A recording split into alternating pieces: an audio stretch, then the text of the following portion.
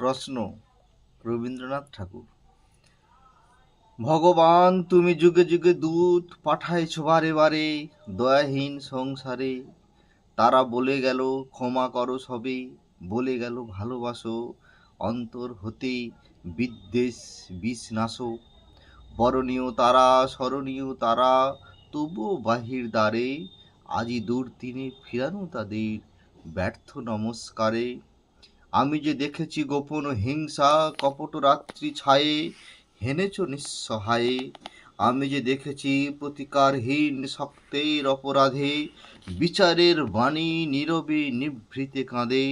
আমি যে দেখুনু তরুণ বালক উন্মাদ হয়ে ছুটে, কি যন্ত্রণায় মরেছে পাথর নিষ্ফল মাথা কুটে। কণ্ঠ আমার রুদ্ধ আজিকে বাঁশি সঙ্গীত হারা অমাবস্যায় কারা। লুপ্ত করেছে আমার ভুবন দুঃস্বপ্নের তলে, তাই তো তোমায় শুধাই অশ্রু জলে।